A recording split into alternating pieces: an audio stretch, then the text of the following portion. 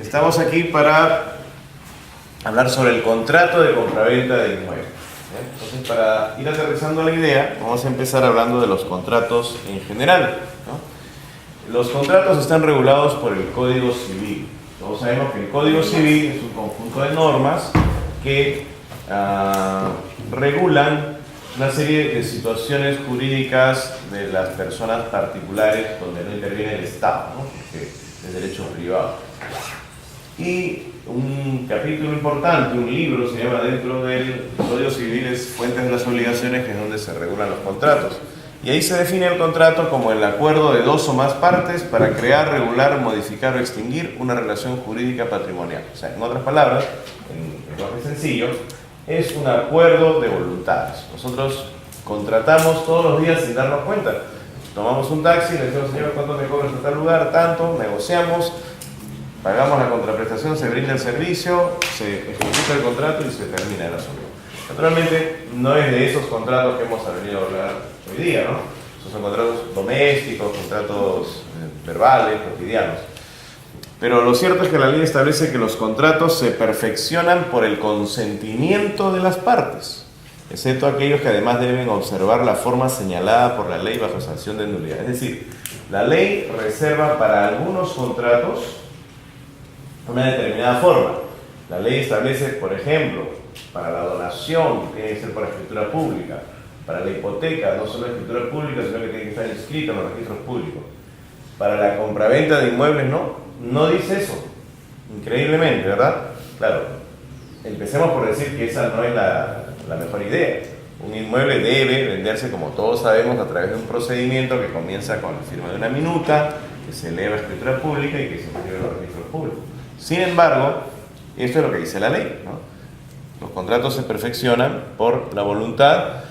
Todos los contratos de derecho privado quedan sometidos a las reglas generales del Código Civil. Derecho privado porque no interviene el Estado. Cuando uno contrata con el Estado ya se aplica otra ley, ¿no? La ley de contrataciones del Estado, donde se hace a través de licitaciones. Es otro mundo, es otro tema. La ley establece que las partes pueden determinar libremente el contenido del contrato, no las cláusulas que no puedan acordar, siempre que no sea contrario a norma legal de carácter imperativo. O sea, no se puede pactar contra la ley. Y además dice la ley que los gastos y tributos que origine la celebración de un contrato, y está hablando ahí de cualquier naturaleza de contrato, se dividen por igual, fíjese, entre las partes, salvo disposición legal o pacto distinto. Aquí donde dice pacto distinto es que permite que las personas que celebran un contrato se pongan de acuerdo en cómo va a ser el tema de los gastos del contrato. Entonces, ya todos sabemos que por costumbre, ¿verdad?, se pacta distinto a la ley. Se pacta en una compraventa siempre que todos los gastos los asume el comprador, ¿verdad? Entonces, sin embargo, la ley establece esto. Puede suceder que por ahí no pusieron la cláusula que todos los gastos los va a asumir el comprador, y podría haber un comprador que diga, oiga, pero el Código Civil dice que vamos a dividir por igual, ¿no? Tener cuidado con eso. Los contratos pueden rescindirse o resolverse según sea la causa que da origen a la terminación del contrato, originaria o sobreviniente. ¿Por qué me parece importante conocer esto? Porque muchas veces se utiliza indistintamente la palabra rescisión con la palabra resolución, como si fuera lo mismo, y en realidad no lo es. No es correcto decir, por ejemplo, bueno, vamos a rescindir el contrato porque no nos parece determinada cosa, ¿no? Es resolver el contrato. Se rescinde un contrato que ha tenido un problema de origen. En el momento en que empezó la relación contractual había algún vicio que no se pudo advertir en ese momento. Dice, la rescisión deja sin efecto un contrato por causal existente al momento de celebrarlo. Es decir, en el momento en que se estaba celebrando el contrato, podría suceder, por ejemplo, que el que firmaba era un apoderado, ¿no?, con un poder, pero de repente no tenía precisamente la facultad para celebrar ese contrato. Entonces ahí tenemos un vicio de nulidad del contrato, ¿no? Entonces ahí hay una causal de rescisión. En los contratos de compraventa de bien futuro también se dice que están condicionadas a la existencia del bien. Es decir, cualquier causa que no permita que el contrato comience a ejecutarse. En cambio, la resolución deja sin efecto un contrato válido al inicio, pero por una causal sobreviniente a su celebración. En caso de una compraventa, podría tratarse, por ejemplo, de que al firmar la minuta todo estaba conforme, todo estaba bien, era efectivamente el vendedor el propietario, el comprador tenía ahí el financiamiento, todo estaba aparentemente bien. Pero no se cumplió después con el pago del saldo, por ejemplo, ¿no? Se pactó que a 15 a 30 días se iba a firmar la escritura y se iba a entregar, ¿no?, una determinada cantidad de dinero y no se cumple con eso. Entonces ahí estamos hablando ya no de rescisión, sino de resolución del contrato, porque empezó bien, pero con posterioridad ocurrió algún problema, ¿no? En este caso la resolución deja sin efecto un contrato válido por causal sobreviniente a su celebración. Y los efectos retroactivos en ambos casos, ¿no? La rescisión se declara, otra diferencia, se debe declarar judicialmente, pero los efectos de la sentencia se retrotraen al momento de la celebración del contrato. En cambio, la resolución puede ser judicial o extrajudicial. En ambos casos, los efectos de la sentencia se retrotraen al momento en que se produce la causal que la motiva. Es decir, si se descubre la causal después, se retrotrae al momento en que aparece el problema, digamos, ¿no? Bueno, en conclusión, solamente para diferenciar, ¿no? Y ahí el otro tipo de resolución, que es cuando están de mutuo acuerdo, es simplemente vamos a resolver, a dejar sin efecto el contrato. No es rescindir, sino resolver. ¿Bien? Entonces, dicho esto y habiendo un poquito centrado las ideas sobre contratos en general, ya entramos al contrato que nos interesa y que nos reúne el día de hoy, que es el contrato de compraventa. La definición de compraventa, la definición general de cualquier compraventa es: por la compraventa el vendedor se obliga a transferir la propiedad de un bien al comprador y éste a pagar su precio en dinero. O sea, ahí hay dos obligaciones, ¿no?, dos contraprestaciones. Por el lado del propietario, a transferir su derecho de propiedad, y por el lado del comprador, a pagar un precio justamente para adquirir ese derecho. Ahora, el derecho de propiedad para el ordenamiento jurídico, para el Código Civil, es algo abstracto, ¿no? Es un poder jurídico, dice. Se define el derecho de propiedad como el poder jurídico que permite usar, disfrutar, disponer y reivindicar un bien. Usar, si es un inmueble, será pues vivir en él, ¿no? Disfrutar de un inmueble significa percibir frutos. Disponer significa que yo puedo venderlo, puedo hipotecarlo, porque es mi propiedad. Y reivindicar significa que yo puedo recuperarlo en caso que haya algún problema, de que alguien se meta o tener haya sido privado de la posesión de mi propiedad, ¿no? Entonces, ese poder jurídico, ese derecho de propiedad mediante la compraventa se transfiere, pasa del vendedor al comprador. Ahora hay que ver cuál será el momento en el que eso sucede, porque hemos dicho que en el proceso adecuado, por no llamarlo correcto o el más recomendable de compraventa de un inmueble, existen pues en ese proceso existen tres momentos, ¿no? Firma de la minuta, firma de la escritura y la inscripción a los registros públicos. Entonces, ¿cuál será el momento, vamos a llamarlo el momento mágico, en el que el derecho de propiedad pasa del vendedor al comprador? Que el vendedor deja de ser propietario y el comprador pasa a ser propietario. Para entender eso ya hay que leer estos párrafos, artículos que estoy citando del Código Civil. Dice así, aquí ya se refiere a inmuebles, porque la primera cita es sobre venta en general, ¿no? Cualquier compra-venta. En caso de inmuebles, miren lo que dice el Código Civil, ¿no? La sola obligación de enajenar un inmueble determinado hace al acreedor propietario de él, salvo disposición legal diferente o pacto en contrario. A ver, traducción. La sola obligación viene a ser la sola manifestación de voluntad, el solo hecho de someterse al contrato, de decir ahí te vendo mi propiedad. Ese solo hecho ya hace al acreedor propietario del inmueble.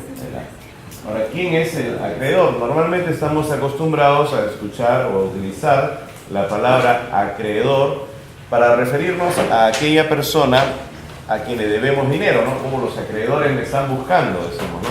Me están llamando, tengo muchas deudas. Bueno, acreedor también es alguien a quien se le debe dinero, pero también acreedor es alguien que tiene un derecho, una creencia a que se le entregue algo. En este caso vendría a ser el inmueble, ¿no?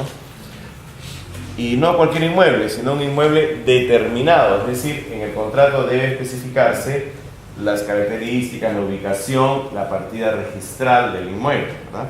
Entonces, si se cumple con todos esos requisitos, adelante, ya estamos hablando de que mediante esta manifestación de voluntad ya se estaría produciendo, de hecho ya se produce la transferencia. Dice, la sola obligación de enajenar un inmueble, o sea, la sola manifestación de voluntad que se plasma pues por la firma de un papel, ¿no? Esa es la manifestación de voluntad, ¿no? Hace al comprador, entendamos ya la palabra acreedor como comprador, propietario de él, salvo disposición legal diferente o pacto en contrario. Existen ciertas, por ejemplo, el pacto de reserva de dominio o reserva de propiedad que puede ponerse en una minuta para que todavía no ocurra esa transferencia hasta que se cancele, por decir el precio, ¿no? Pero hablemos de la primera parte. Esto que está establecido así en el Código Civil es lo que permite, es lo que abre la puerta a que también se vendan inmuebles a través de contratos privados, lo cual solamente estaría de alguna manera justificado si se tratara pues de, no sé, pues una zona donde no hay habitación urbana, donde no está inscrito en los registros públicos, no está independizado, porque de otro modo nada justifica que se venda un inmueble de esta forma cuando la forma más segura es hacer todo el proceso, minuta, escritura pública, inscripción en los registros públicos. Y con un ejemplo muy sencillo vamos a graficarlo. Si bien es cierto, la ley permite que la compraventa de un inmueble se realice por un documento privado, o sea, un contrato privado de compraventa de inmuebles. Es un papel, puede ser un papel cuadriculado escrito a mano, pero bueno, vamos a ponernos un poquito más ordenado, que sea un papel bond escrito en computadora, donde diga contrato privado de compraventa de inmueble, y por el cual el propietario, que está pues, inscrito en los registros públicos, le vende, por ejemplo, su nombre es Natalia. A Natalia, yo le vendo mi casa, ¿eh? Y le firmo un papel, ella me paga, y yo doy por cancelado el precio. Ese papel solamente va a tener valor entre nosotros, porque es un documento privado, es un contrato privado, solamente entre nosotros. ¿Qué quiere decir? Que yo ya no le puedo reclamar al día siguiente, devuélveme mi casa, ¿no? Ya me la vendiste, acá está tu firma. Yo ya no le puedo reclamar. Pero ese papelito no le va a servir mucho si mañana más tarde a mí me vienen a embargar, por ejemplo, la SUNAT o un banco a mi partida registral y me inscriben un gravamen. Ella no se va a poder defender con ese papelito. Ese papelito no es oponible a terceros. O más adelante fallezco y mis herederos se inscriben en la partida registral y le reclaman el inmueble, ¿no? Entonces, no es lo más recomendable hacer estas compraventas a través de contratos privados. Claro, es cierto que ese contrato privado es un principio de prueba escrita que puede servir para hacer un juicio interminable donde al final el juez pueda otorgarle títulos supletorios, una preclusión adquisitiva, lo que fuere, pero esa no es la idea, ¿no? Nosotros somos agentes inmobiliarios que buscamos darle seguridad jurídica a los compradores y vendedores de inmuebles. Entonces, estoy haciendo este ejemplo nada más para que se vea y se grafique que no es lo mejor hacer el contrato a través de la compraventa a través de un contrato privado. Ahora, si bien es cierto, hemos dicho entonces que la mejor forma es hacer el camino correcto que empieza con una minuta. Entonces, ¿cuál es la diferencia, entre una minuta y un contrato privado? ¿Alguien sabe? Porque los ellos avalan nuestra transacción. el contrato privado también puedo llevarlo a que me legalicen las firmas, ¿no? Y ya va a tener un poquito más de oponibilidad o de rigor, porque ahí cuál sería la situación. Si hubiera, vamos a suponer que yo sea un vendedor inescrupuloso y que no solamente le vendí mi casa a Natalia, ¿no? Sí. Sino que además fui donde Rocío y también le vendí mi casa, pero Rocío se dijo, vamos a legalizar las firmas, ¿no? Entonces, si las dos se encuentran con la llave en la puerta y ninguna le hace y discuten, oye, yo compré, yo también compré, entonces si van ante un juez para discutir quién tiene el mejor derecho a la propiedad, el juez le va a dar mayor valor al que tiene las firmas legalizadas No solo por el hecho de que tenga en sí la firma legalizada, que ya es una prueba de que no hay duda de la identidad de las personas, sino que además porque tiene fecha cierta, exactamente. Porque pudiese ser que yo también caminé un poquito más y encontré a Gustavo, ¿verdad? Y también le vendí mi casa, y también firmamos con firma legalizada, y ahí el juez va a tener que decidir entre los dos cuál es la fecha más antigua, exactamente, ¿no? Mientras que la que no tuvo fecha cierta, pues lamentablemente no queda la discusión. Bueno, pero estaba yo preguntando cuál es la diferencia entre esos contratos privados, inclusive con firmas legalizadas, con la minuta. Que la minuta va dirigida al notario. Esa es la respuesta. Que la minuta va dirigida al notario, simplemente. Es el mismo contrato privado, pero que arriba dice señor notario, sírvase elevar a escritura pública, ¿no? El contrato de compraventa, y a partir de ahí es igualito, que celebra de una parte el vendedor, el comprador, las cláusulas, Entonces, y bueno, va con sello y autorización de abogado, por eso no lo hace, digamos, diferente, sigue siendo un contrato privado. Sí. En el tema de los contratos privados, por ejemplo, en notarías, pues, he escuchado, digamos, que dicen que los contratos privados las firmas, digamos, se legalizan las firmas más no el contenido. También, claro, los notarios suelen poner un sello cuando legalizan firmas, que legalizan las firmas más no el contenido, sí, bueno, está bien. Pero no por eso deja de tener, digamos, mayor o menor validez, sigue siendo un documento con fecha cierta, ¿no? Para el ejemplo que hemos puesto. Ahora, la minuta. Así la minuta diga, señor notario, si no la llevamos al notario y solamente se queda en firmas, es exactamente el mismo caso que el contrato privado. Sigue siendo un documento privado y que no tiene fecha cierta. Ahora, claro, si la minuta ingresa a la notaría y le ponen su sello y su número de Cardex, ya le van a poner una fecha que ya también podemos decir que es fecha cierta. Entonces ya podríamos entrar a discutir aquí con los que ya tenían el contrato privado a ver quién tiene la fecha cierta más antigua, ¿verdad? Pero la minuta está dirigida al notario y está diseñada, digamos, para seguir un camino, no se debe quedar en minuta, debe elevarse a la escritura pública. Entonces, ahí es donde viene la parte interesante. Una consulta, ¿y el arras o minutas confirmatorias también se eleva, se convierte en escritura?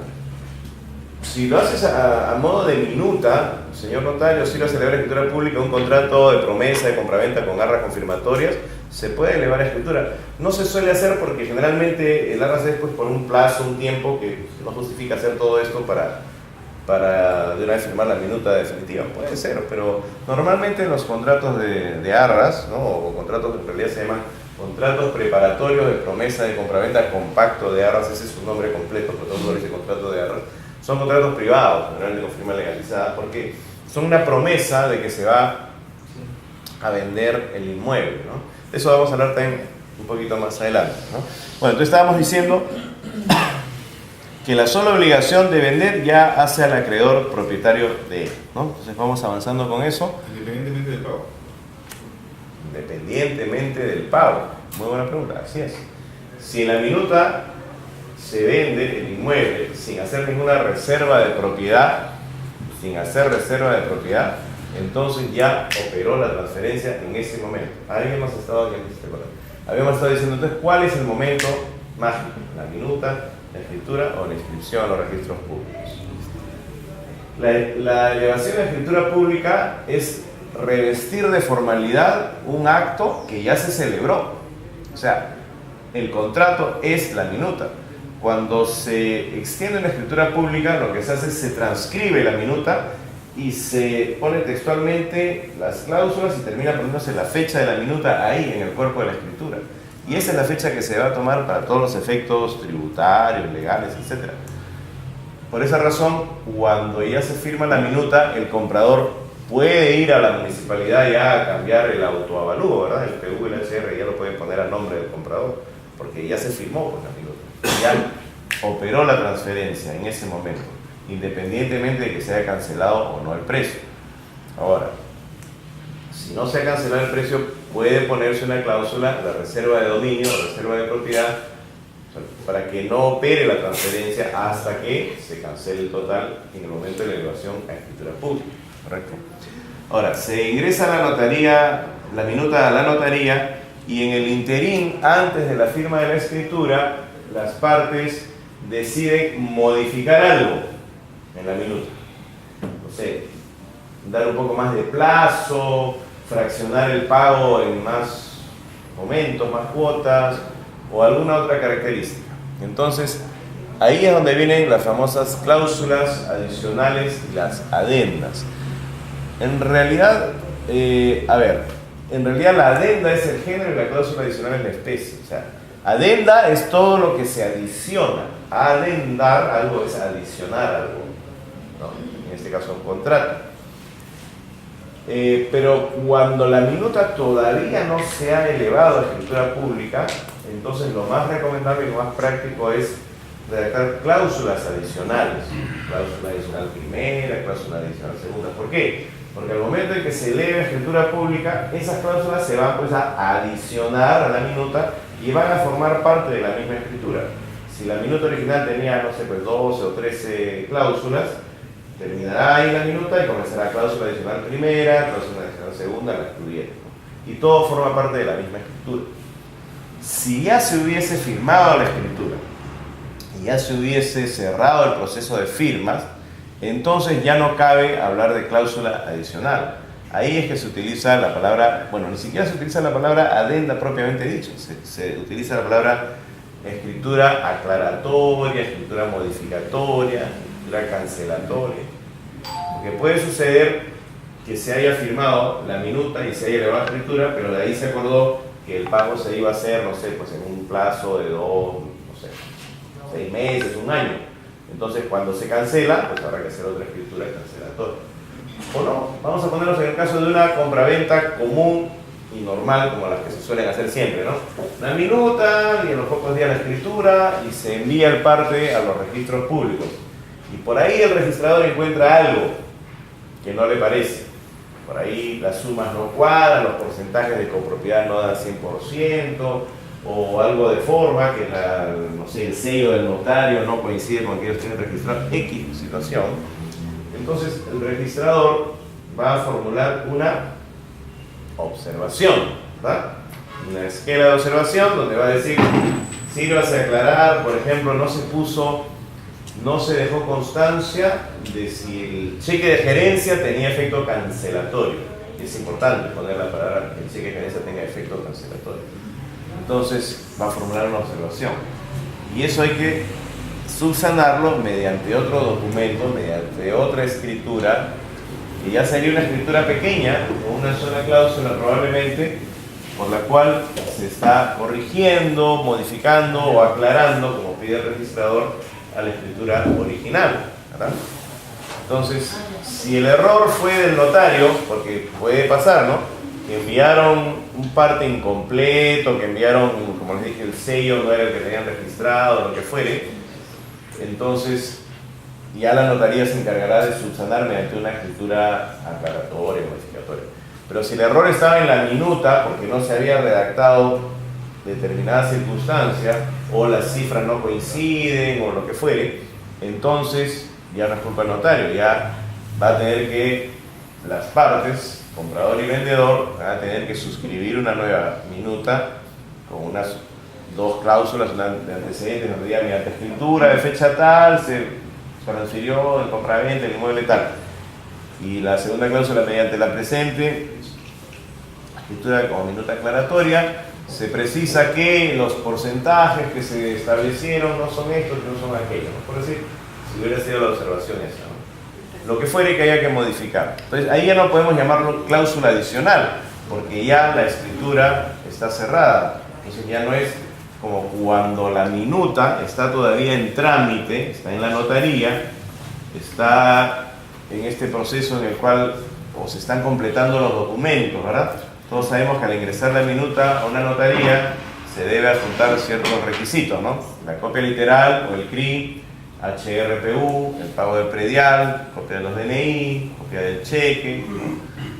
Pero luego de ingresar la minuta a la notaría, le dicen ya, ahora vayan y paguen su alcabala, y tráigame el recibo de la alcabala al comprador, y al vendedor le dirán, si es que corresponde, ¿no? Pague su impuesto a la renta y tráigame el recibo, porque todo eso se va a insertar en la escritura. Entonces vamos a suponer que estemos en ese proceso de completar documentos, o simplemente está corriendo el plazo establecido, ¿no? De repente en la minuta se dijo, la escritura va a ser de aquí a 15 días, ¿no? Y ahí viene la necesidad de modificar el plazo, por ejemplo, ya no va a ser 15, va a ser 30 días. Entonces ahí es que es una cláusula adicional, una modificación a la minuta. Pero si ya la escritura se firmó, ya incluso se envió a registros, y el registrador hizo una observación, entonces ya no cabe una cláusula adicional, sino ahí es una modificación a través de otra escritura a la que podemos llamar adenda si queremos o no, no es obligatorio ponerle adenda, pero es una adenda, o sea, ambas son adendas, ¿eh? La cláusula adicional y la escritura modificatoria son adendas, porque son modificaciones al contrato original. ¿Y qué nos dice la ley? Las modificaciones del contrato original deben efectuarse en la forma prescrita para ese contrato. Si lo que queremos modificar es una minuta, que es todavía un documento privado, que el requisito solamente tiene que estar firmado por las partes y por un abogado que autorice la minuta, la cláusula adicional para modificar la minuta bastará también con que sea un documento privado firmado por las mismas partes, eso sí, siempre, y también autorizado por un abogado. Y eso ingresará a la notaría y claro, ahí será referencia al número de Cardex que ya tiene la minuta para que justamente la cláusula adicional se adicione a la minuta al momento de elevar a escritura. Pero si ya se ha elevado a escritura y queremos modificar el contrato de compraventa contenido en la escritura, ¿no? Porque el contrato decimos que es la minuta que se inscribe, se inserta, se traslada a la escritura, y queremos modificar alguno de los acuerdos, el que fuere, entonces ahí la ley nos dice debe ser en la misma forma. Si la forma que ya tiene ya es forma de escritura, ahí está la razón por la cual tenemos que otorgar otra escritura, aunque sea chiquitita, pero escritura pública. O sea, también va a haber así su testimonio y todo lo demás. Y se inscribirá en los registros públicos, y de repente han visto en un momento cuando han revisado ustedes las partidas registrales que a veces dicen, ¿no? En el título, en el asiento de dominio, ¿no? Donde pone títulos de dominio, asiento C001, ¿no? Vendido a favor de fulanito de tal, por el precio de tanto, ¿no? Mediante escritura pública de fecha tal y aclaratoria de fecha tal. O sea que ha habido dos escrituras. La principal, digamos, y una chiquitita que aclaró algo, porque de repente hubo una observación o fue una decisión de las partes de modificar o aclarar algo, ¿no? Entonces, pero si ya estamos hablando de algo que ya está inscrito en los registros públicos, ya estamos a nivel de inscripción registral, entonces la modificación a ese acto, a esa compraventa, a lo que fuere que esté inscrito en los registros públicos, tiene que ser mediante otra inscripción en los registros públicos. Es decir, tendrá que seguir el mismo camino: minuta, escritura pública, inscripción en registros públicos. Entonces, en la partida registral, a la hora que saquemos una copia literal, aparecerá ahí, ¿no? El asiento original, donde dirá, si es una compraventa, ¿no? Vendido al señor tal, en el precio tal, y vendrá otro asiento donde dirá rectificación o aclaración, al asiento se aclara el asiento anterior mediante escritura pública o otra escritura, ¿no? En el sentido de que no es tal persona sino la otra, no se llamaba así sino asá, o la corrección que fue. No estoy hablando ahí de las rectificaciones de oficio, ¿no? Rectificaciones de oficio es cuando el registrador se equivoca, y debe haber pasado alguna vez, que aparece ahí en el asiento pues un nombre por otro, o aparece una cifra por otra, y en la minuta estaba bien, y en la escritura pública estaba bien, entonces quien se equivocó fue el registrador. Entonces ahí hay que hacer un pequeño trámite de rectificación de oficio, se llama, y el registrador corregirá o rectificará mediante otro asiento siempre, ¿no? Los asientos todos sabemos que son estos párrafos que aparecen en la copia literal, ¿verdad? Y tienen una numeración. Siempre dice ahí, por ejemplo, títulos de dominio, letra C, 001 o 002, 3, la que sea, ¿no? Dice, por ejemplo, gravámenes y cargas, letra D, 003, 004. Cancelaciones, cuando se levanta una carga, un gravamen, y es el asiento E, y así sucesivamente, ¿no? Todos tienen una... Esto viene de la época en que se registraba en fichas, ¿no? Deben haber visto la ficha, que es este formato horizontal. Ahí se nota claramente cómo los campos en los que está dividido la ficha tienen letras.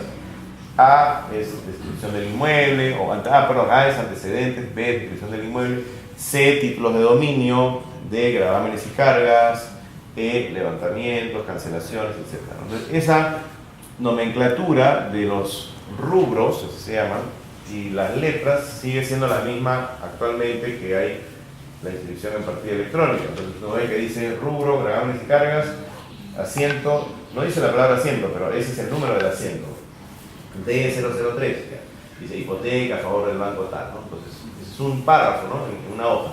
Pasamos a la otra hoja y encontramos otro párrafo. Cancelada la hipoteca inscrita en el asiento 3D, ya está cancelada. Seguimos viendo otro párrafo, otro asiento, ¿no? Entonces, si en esos asientos hay un error, se debe rectificar mediante otro asiento, no necesariamente inmediatamente posterior, puede ser algunos más adelante, pero van a hacer referencia, se rectifica el asiento tal. Esas rectificaciones, ya les digo, pueden ser de oficio, cuando el error es del registrador, o pueden ser mediante otro título modificatorio, o sea, otra escritura pública, justamente para modificar el título original, que provino de una escritura que tenía un error. Hay que presentar otra escritura, ¿no? Entonces, básicamente la lógica es esa. Ahora, antes de llegar a la compraventa en sí misma, puede darse el caso que exista alguna circunstancia que impida que se firme la minuta ya, hoy día. Si estamos de acuerdo, el comprador está interesado, el inmueble le gusta, le parece simpático, le parece bonito, y el vendedor quiere venderlo y ya están de acuerdo en el precio, entonces firmemos la minuta de una vez, pues, ¿no? Pero de repente hay algo que impide que se celebre la minuta en ese momento. Por ejemplo, qué sé yo, por el lado del comprador, le falta cambiar su DNI a divorciado. Algo así pasó una vez, ¿no? Está todavía como casado. O lo más frecuente, le falta dinero, pues, ¿no? Ya tiene una parte, pero está por vender, no sé, pues un terrenito que tenía por ahí y ya completa el dinero. O está tramitando su financiamiento. Claro que ya está seguro que le van a dar el financiamiento, porque no podría asumir un compromiso. Pero de todas maneras, necesita algo de tiempo para firmar la minuta, ¿verdad? Y si lo vemos del otro lado, el propietario, el vendedor, tal vez también necesita algo de tiempo, porque se acaban de dar cuenta que su nombre está mal escrito y hay que rectificar. De repente hay que rectificar el DNI. A veces es más fácil rectificar el DNI cuando el error viene de la época de la libreta electoral, ¿no? O porque como ha sido declarado heredero, en la sucesión intestada se ha tomado el dato de su partida de nacimiento, ¿no? Y resulta que tenía 3 nombres, estaba acostumbrado a usar 2 nomás de su electoral, de su DNI, ahora tiene que rectificar eso. O si el error es en la partida registrada, hay que rectificar la partida registrada. O simplemente le falta hacer la sucesión intestada, pues está todavía a nombre de su papá en los registros públicos. Entonces, ¿qué necesita? Tiempo y de repente algo de dinero para hacer los trámites, porque a veces pasa, ¿no? Que hay gente que ha tenido buena posición, pero ya se murieron los padres, ¿no? Y los jóvenes a veces son un poquito descuidados, entonces no tienen ni para la sucesión intestada, entonces el comprador tendrá que darle un adelanto, ¿no? Ahí viene justamente eso. Cuando se tiene al comprador, se tiene al vendedor, y hay algo por ahí que impide que ya firmemos la minuta, entonces son de utilidad los contratos preparatorios. Y el contrato preparatorio más utilizado, prácticamente el que todo el mundo utiliza previo a un contrato, es el compromiso de contratar, llamado también promesa de compraventa. El promitente comprador, el promitente, ¿no?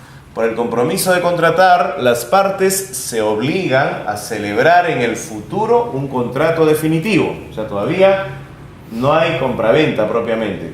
¿Están firmando un contrato? Sí, pero es un compromiso de que van a contratar en el futuro. Y debe contener por lo menos los elementos esenciales del contrato definitivo. Todo esto son citas textuales del Código Civil, ¿no? ¿A qué se refiere con que debe contener los elementos esenciales del contrato definitivo? Bueno, la identificación de las partes, la identificación del inmueble, el precio que están acordando, de repente la forma de pago, cosa que tal vez pueda modificarse. El plazo, naturalmente, el plazo para celebrar el contrato definitivo. Si no se celebra, la ley establece que se sobreentiende que es hasta un año, ¿no? Pero bueno, generalmente se pone por 3 meses, por 6 meses, ¿no? Hasta que se calcule que se haya solucionado el problema bueno, no problemas, ¿no? Lo que falta solucionar, el saneamiento o conseguir el dinero. No sé. En el caso que el inmueble a vender esté ocupado, ¿dónde se puede estipular un tiempo razonable de que el propietario se vaya? Si está ocupado por un ocupante precario. Por el dueño, por el dueño. Ah, no, la cosa cambia. Pues si es el dueño y él está interesado en vender, pues claro, ahí sí se puede estipular un tiempo razonable para que él consiga otro inmueble. Claro, él va a decir, pero ¿cómo me voy así nomás por tus palabras? Porque dices que me vas a vender, que me vas a comprar.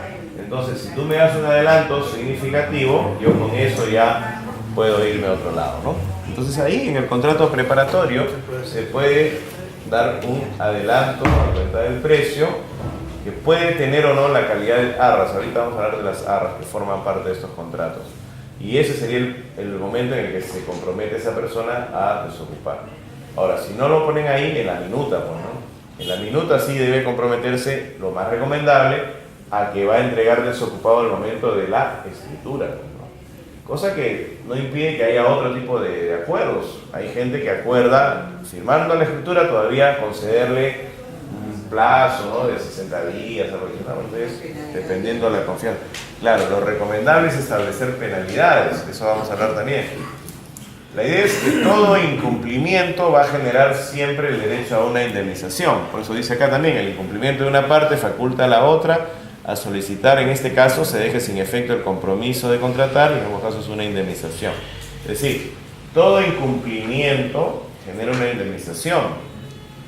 El Código Civil establece en otra de sus partes que todo aquel que ocasione un perjuicio o un daño a otro debe indemnizarlo.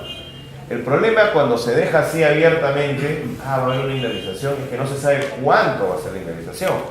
Y va a obligar a que ambas partes después o se sienten a conversar y decidan cuánto va a ser, o acudan a un centro de conciliación o terminen en un juicio solamente para eso, para determinar el monto de la indemnización.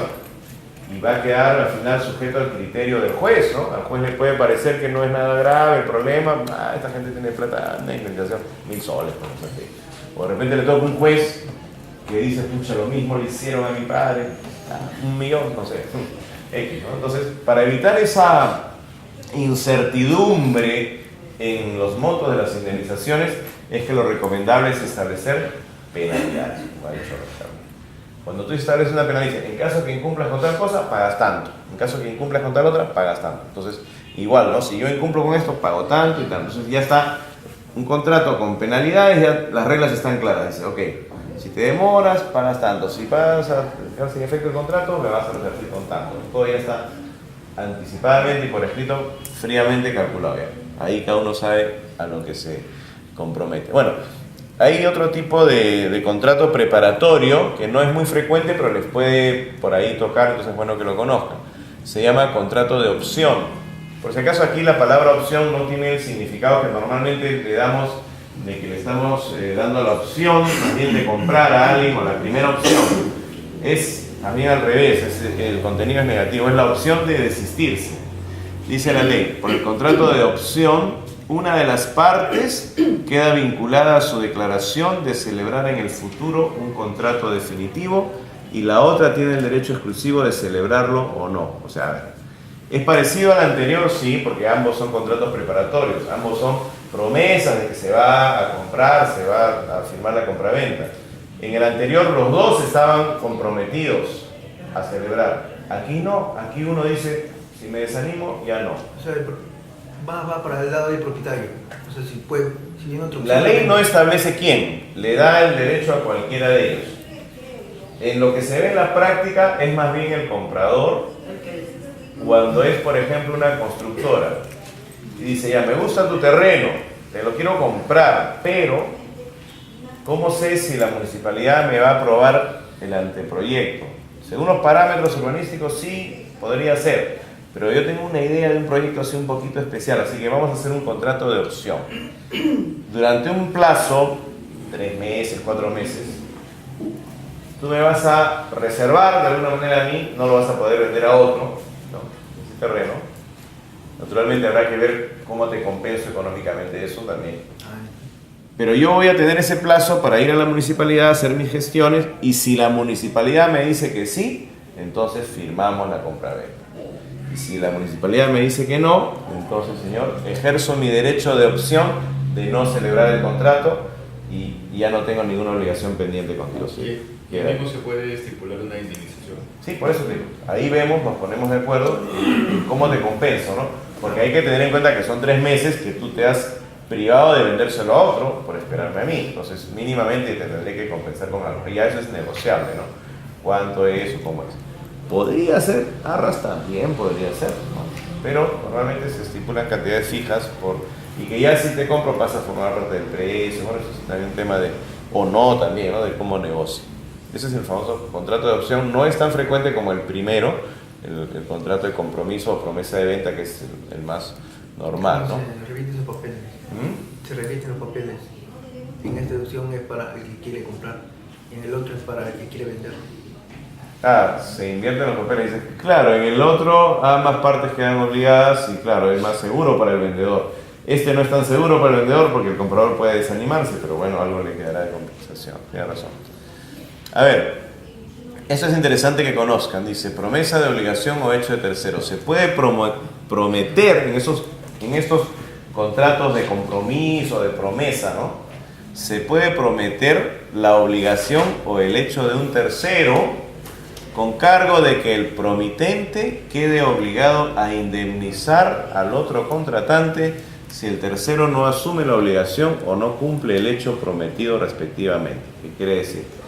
Yo me puedo comprometer a que otra persona haga determinada cosa, la que sea.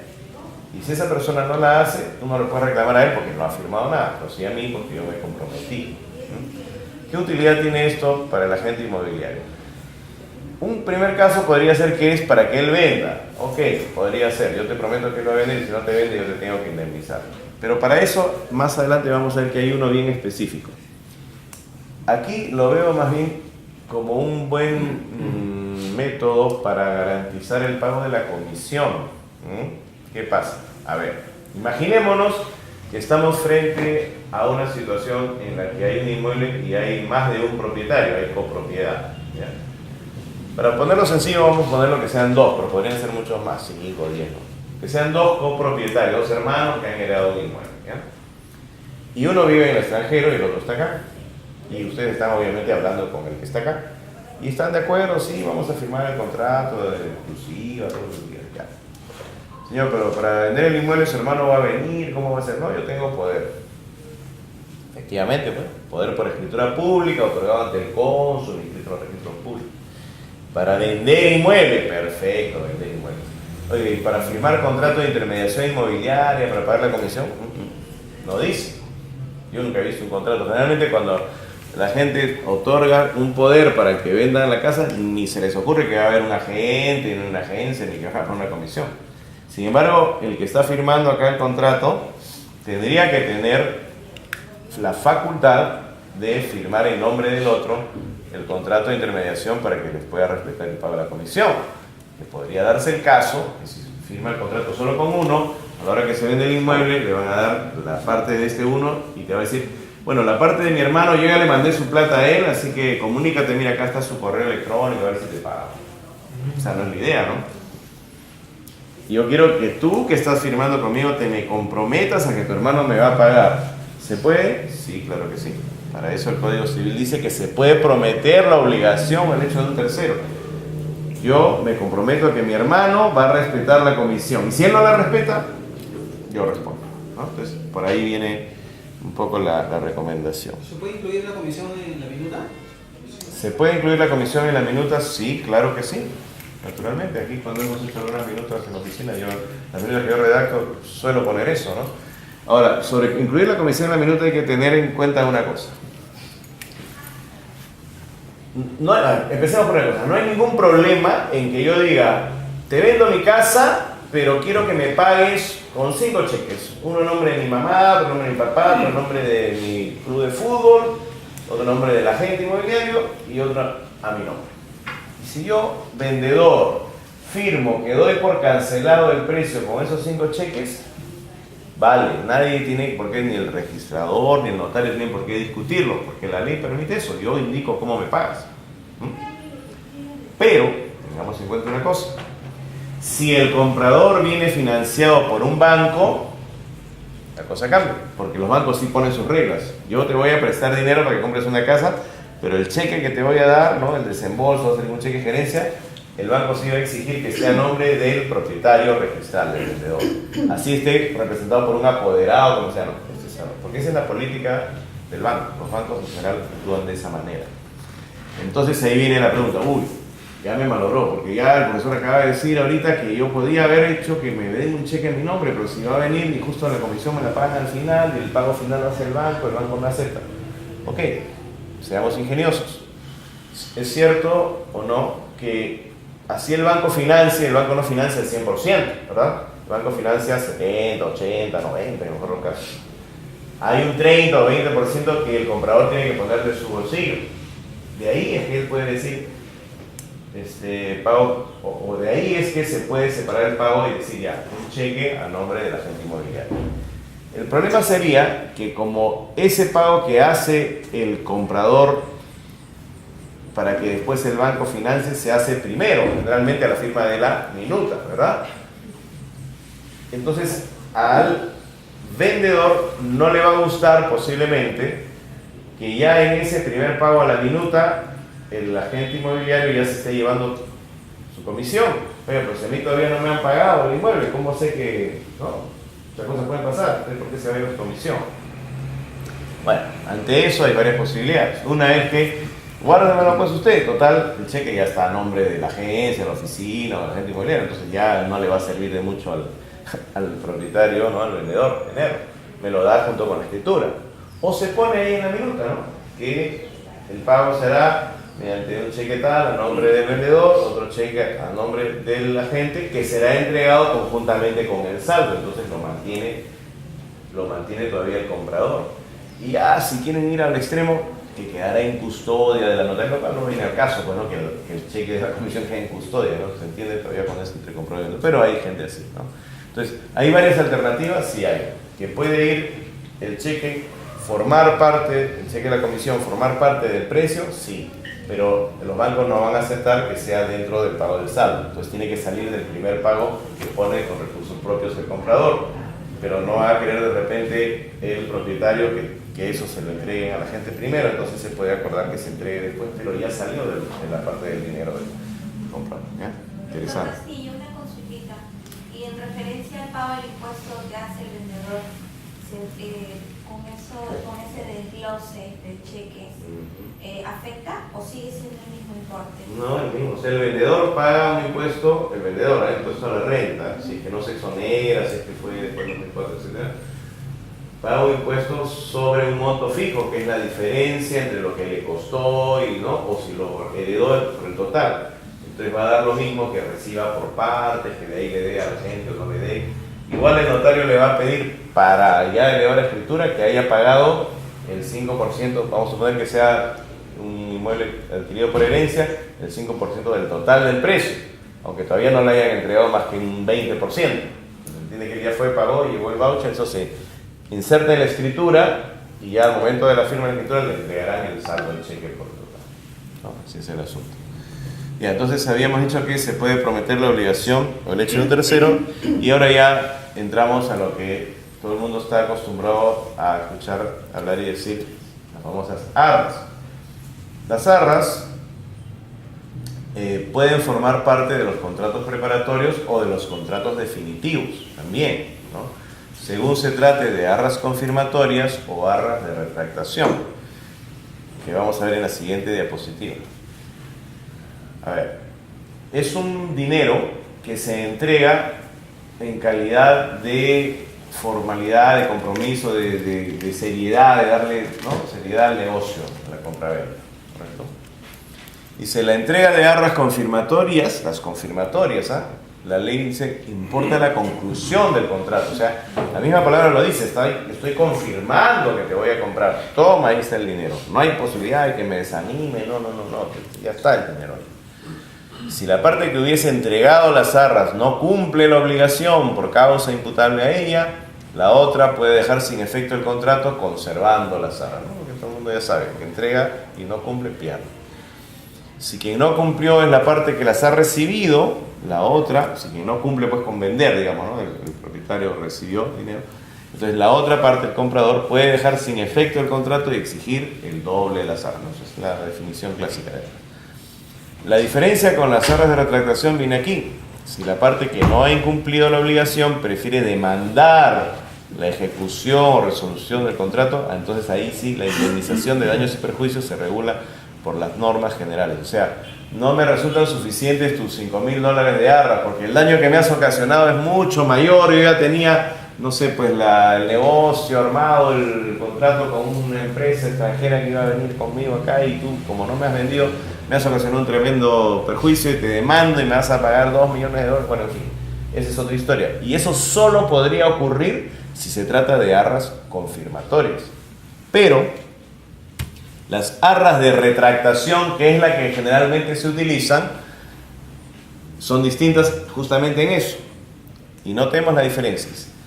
La entrega de arras de retractación solo es válida en los contratos preparatorios, o sea, la promesa de venta, el documento de compromiso que se hace antes de la minuta.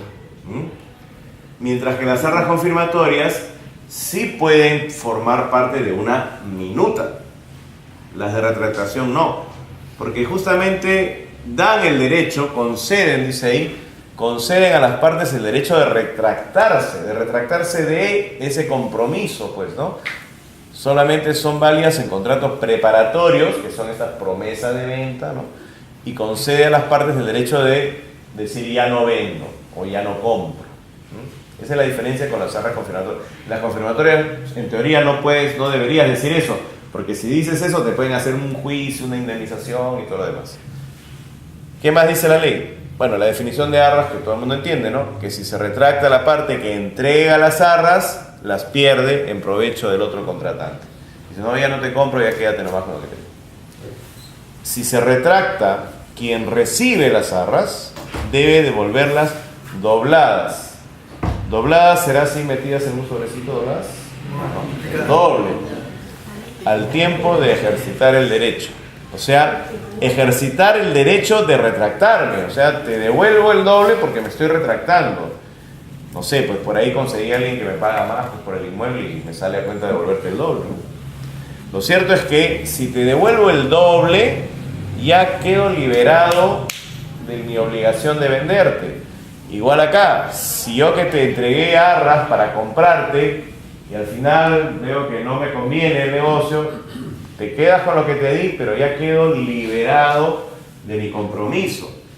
Esa es la diferencia con las anteriores.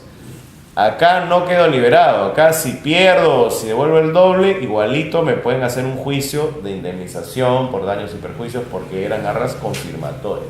Esa sería la única diferencia entre arras confirmatorias y arras de retractación.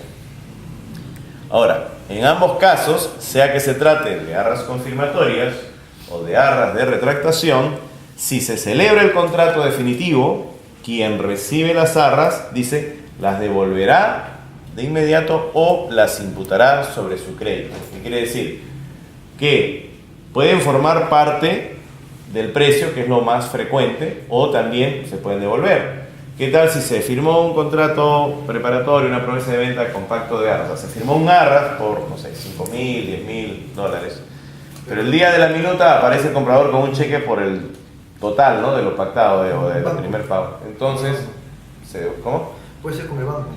Todo tiene que ser a través de un banco. O sea, como un préstamo, como usted dice, capaz eso puede hacer que la persona tenga $5.000 en su bolsillo, Sí. que da a la persona, pero en total el costo se lo financia un banco. Y el Ya. banco le va a dar el total del... Puede ser un caso muy extremo, pero podría ser ya que el banco financia el total. Entonces viene un cheque por el total, entonces tiene que devolverle lo que fue arras, pues claro. ¿Sí? Bueno, la ley establece que si se celebra ya el contrato definitivo, entonces quien recibió las arras las devolverá o las imputará sobre su crédito, que es lo más frecuente, o sea, pasan a formar parte. La minuta dirá precio, tanto, forma de pago, no sé, pues $5.000, $10.000 que ya fueron entregados en calidad de arras mediante contrato de promesa de venta de fecha tal. Claro, ahora los notarios piden así, a ver, muéstrame la copia de ese cheque que dices que ha habido en esa época. Ya no vale ya como antes se ponía, ¿no? El vendedor declara haber recibido la suma de tanto, ¿no? En efectivo, y sin más recibo que su firma puesta al pie de la minuta. Hasta hace poco, hasta hace mediados del año pasado, se podía poner eso. Ya no se puede poner, ya está prohibido. Los notarios están obligados por la ley de investigación de lavado de activos, la ley de inteligencia financiera, a pedir el medio de pago bancarizado. Y he tenido casos, por ejemplo, que se dice, no, pero si eso fue antes de que salga la norma, que se le pagó en efectivo. Ya, muy bien. Tráigame entonces un estado de cuenta del banco, del propietario, donde en esa misma época haya ingresado a su cuenta una cantidad de dinero que coincida con lo que usted dice que recibió. Y si la guardó bajo el colchón, le digo, entonces tienen que volver a hacer otro documento. O sea, los notarios ya no aceptan la declaración simplemente que diga ahí que se entregó un dinero en tal fecha. Tiene que ver el cheque, ¿ya? Porque ahora hay ese no control. le sacó copia al cheque en ese momento. También hay que volver a hacer. Habrá que hacer otra, a ver, pues no sé. Si no le sacó copia al cheque, no sé, pues ya un tema de declaración jurada, habrá que buscar una fórmula ingeniosa, porque la otra sería omitir eso y hacer una nueva minuta sin decir eso, ¿no? Y ya solucionarlo así. Pero el comprador de repente dice, no, pero yo he dado un dinero, ¿dónde dice, no? Entonces está pues tu contrato en su momento, tu contrato de arras, ahí sí se supone que han ido. Lo recomendable es el contrato de arras, como le llamamos ya, a pesar de que sabemos que se llama contrato preparatorio de compromiso, de contratar, compacto, el contrato de arras, legalizar la firma y en el momento de legalizar la firma, entregar el cheque y sacarle copia, que el notario también la va a pedir, y hacerle firmar al vendedor en la copia que ha recibido ese cheque, pues, ¿no? La copia del cheque como un cargo, ¿no? Y eso es que se va a presentar en el momento en que ya se presente la minuta definitiva, ¿ya? Ya, entonces ya terminamos de hablar de las famosas arras. Ya sabemos que hay arras confirmatorias, que hay arras de retractación, y ahora vamos a avanzar porque ya nos va a ganar el tiempo. Y tenemos que existe entonces, estábamos diciendo, diferentes maneras de tener un inmueble. Una es a través de un contrato privado, lo cual no es recomendable, y la otra es a través de una minuta y que se eleve a una escritura pública, que no es otra cosa que la protocolización de la minuta. O sea, el contrato es la minuta y la minuta es la que se eleva a escritura pública, se protocoliza, se formaliza, se reviste de un mayor rango, de una jerarquía jurídica, al ser un instrumento público, al pertenecer a un protocolo notarial y del cual el notario da testimonio. El notario testifica, por eso se llama testimonio, ese foldercito que le dan a las personas de testimonio, porque eso es el testimonio del notario, esa es la declaración del notario, él da fe de que en su notaría hay una escritura pública firmada por tal y tal persona en tales términos, ¿correcto? Ya, entonces en las minutas también hay algunas frases que se ponen, seguramente han oído o han visto, han leído, que dice, ¿no? El vendedor declara que el inmueble que enajena, sobre el inmueble que enajena no pesa ninguna carga o gravamen que impida su libre disposición. Sin embargo, se obliga al saneamiento por evicción. ¿Qué cosa es evicción? Dice, hay dos clases de saneamiento, por evicción y por vicios ocultos. El saneamiento por evicción, dice, el transferente está obligado a restituir el valor actual del bien e indemnizar, o sea, el vendedor debe devolverle el dinero al comprador e indemnizar si ocurre lo siguiente. Esa es la evicción. Cuando el adquiriente, o sea, el comprador, es privado total o parcialmente del derecho a la propiedad, uso o posesión de un bien en virtud de resolución judicial administrativa firme y por razón de un derecho de tercero anterior a la transferencia. ¿Qué quiere decir? Que el vendedor, actuando con dolo o culpa, dolosamente, guardó silencio y no le dijo al comprador, oye, me están haciendo un juicio o me están haciendo un proceso administrativo. Y como no lo dijo y no aparece en la partida registral, porque normalmente cuando se hace un juicio, cuando la propiedad está en litigio, se puede, o sea, eso es una estrategia del abogado que está haciendo el juicio del demandante contra el propietario, se puede pedir al juez que ordene la anotación de la demanda. Es un gravamen que se va a inscribir en los registros públicos. No es un embargo, no tiene esa consecuencia que se va a rematar el inmueble, pero es un aviso de que hay un juicio. Es igualito que poner un letrero que diga propiedad en litigio, pero en los registros públicos. Entonces, si no ha habido este aviso y no había manera que el comprador se entere, pero el vendedor sabía que había un problema anterior a la transferencia y no dijo. Y luego, como el comprador no llegó a inscribirse, no completó todo el proceso, porque si ya estuviera inscrito también ya sería un tercero de buena fe que ha comprado, que está inscrito en los registros públicos, pero de repente se quedó a la mitad del proceso, firmó minuta o firmó escritura, pero no llegó a inscribirse. Podría darse el caso que sea de alguna manera afectado por ese tercero que viene con una resolución judicial que dice no, ya gané el juicio y yo soy el verdadero propietario, una cosa así. Si llega a inscribirse se salvaguarda el Sí, inmueble. así es. El comprador, dice la ley, el tercero que de buena fe, ahí viene el problema. ¿Cómo sabemos que es de buena fe? ¿Qué tal si estaba ahí, sabía, estaba confabulado? Entonces, claro, la ley también dice que la mala fe debe probarse, la buena fe se presume, pero acá no siempre es así. Bueno, el tercero, que de buena fe adquiere a título oneroso, o sea que compra y está demostrado bancarizado que ha pagado, un bien, un derecho de quien en el registro aparece con facultades para otorgarlo, conserva su adquisición una vez inscrito su derecho, aunque después se anule, rescinde o cancele el del otorgante, ¿no? Eso que se los he dicho, porque bueno, ya me lo sé de memoria porque siempre lo he visto en clases que he visto, es un artículo del Código Civil en el cual se protege a ese comprador de buena fe que paga, que compra de buena fe, que paga y que inscribe su derecho, porque justamente esa es la idea de los registros públicos, dar protección a quien se inscribe en los registros públicos. Eso sí, solo si no está inscrito en registros de que la propiedad está en litigio. Claro, si hay una inscripción que está en litigio, ya no es de buena fe, pues. O sea, puede cumplir los demás requisitos, que pagó un precio, que compró, que se iba a escribir, pero al momento en que se inscribe, previamente a su inscripción de esa compraventa está el litigio, pues, ¿no? La anotación de la demanda. Entonces es como que, o sea, no está impedido, él puede comprar así, con ese problema, pero se está corriendo el riesgo de que en ese juicio le dé la razón al demandante. Claro, si el demandante pierde el juicio, nadie cuestiona el derecho del comprador y él conserva su derecho.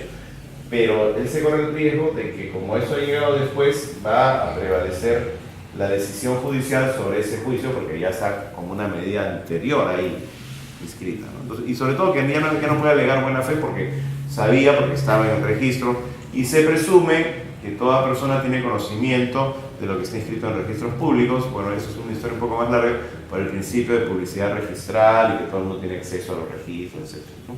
Ya. Entonces, saneamiento por evicción es que el vendedor tiene que indemnizar, tiene que devolver el dinero todo si es que ocultó que había un problema y al final ese problema perjudica al comprador. Otro saneamiento es por vicios ocultos. Dice, existentes al momento de la transferencia que el adquiriente no pudo conocer actuando con diligencia ordinaria. ¿Qué cosa es diligencia ordinaria? Ahora vamos a ver. Y que no permitan destinar el bien a la finalidad para la cual fue adquirido, disminuyan su valor. O sea, yo llego a la propiedad, veo que aparentemente todo está muy bien y la compro, pero yo no tengo pues rayos X, ¿no? Para saber si tiene columnas o no tiene, las vigas, de repente al primer temblorcito todo se cae, ¿no? Entonces, la diligencia ordinaria es la capacidad que uno tiene de tomar conciencia de la realidad a través de sus sentidos, ¿no? O sea, de la vista, del tacto, ¿no? Yo puedo ver si todo tiene tuntún, todo lo que tú quieras, pero no tengo pues los medios tecnológicos, de repente con un aparato, no sé si existirá, ¿no? Para saber si tiene fierro, una especie de sonar, no sé, de alguna manera. Pero vicios ocultos son aquellos que existen, pero que no los puedo percibir, ¿no? Por ejemplo, veo un terreno muy bonito, voy a comprarlo para hacer ahí, me voy a poner un grifo. Sí, pues nadie me dice que ahí ha habido antes un relleno sanitario, por ejemplo. Entonces, cuando hay relleno sanitario no se puede hacer excavaciones profundas y los grifos tú tienes que ponerle ahí tu estanque, entonces no se podría, ¿no? Entonces, vicios ocultos es lo que no está a simple vista, digamos. Eso se presume si el comprador, por ejemplo, no tuviese la pericia, pero si el comprador fuese una constructora que se sobreentiende, que quiere saber eso, ahí no puedo alegar. Porque tienen que hacer un estudio de suelos, claro. Por eso, la diligencia ordinaria de una persona natural es muy distinta a la diligencia ordinaria de una constructora que tiene ingenieros, topógrafos y qué sé yo, ¿no? Ingenieros geólogos, pues ya, claro, tendría que ya Eso sería es motivo de juicio, naturalmente. Ya después dirá, a ver, demuéstrenme ustedes esto, demuéstrenme el otro. Testigos, peritos y ya, pues, ¿no? A pelearse. Pero eso es lo que significa cuando se habla de saneamiento por evicción y por vicios ocultos. También existe el compromiso de venta de bien ajeno, que es muy parecido a la obligación del hecho de un tercero que vimos hace un rato, donde yo les decía que el hermano que está acá puede prometer que el otro hermano va a pagar la comisión si no él la paga, eso es una cosa. Y otra cosa es la venta del bien ajeno. Si una de las partes se compromete a obtener que la otra adquiera la propiedad de un bien que ambas saben que es ajeno, queda obligada a indemnizar al otro contratante si no se llega a producir la transferencia en el plazo acordado. Siempre cuento una anécdota, ¿no?, que me pasó no hace mucho, en la que un señor aquí, un señor mayor, cobraba los alquileres de un departamento que era de su hija. Ya la hija estaba en el extranjero, pero la hija había dicho eso que sea para su ingreso, papá, y tú con eso te defiendes. El papá cobraba. Y un día la inquilina le dice, su hija no querrá vender, yo ya me retiré de mi trabajo, tengo ahí mi liquidación y le ofrezco tanto. El señor, los ojos se le pusieron así, ¿no?, como símbolo de dólar. Dijo, ya, hablaré con mi hija. Habló con la hija, le dijo, bueno, papá, si tú quieres, vende la cosa total, es para ti, eso, ¿no? Entonces él dijo, ahí es donde aparezco yo en escena, dice, ya, tú tienes que hacer la compraventa. A ver, su poder, digo, ¿no? ¿Usted es apoderado? Sí, yo tengo poder.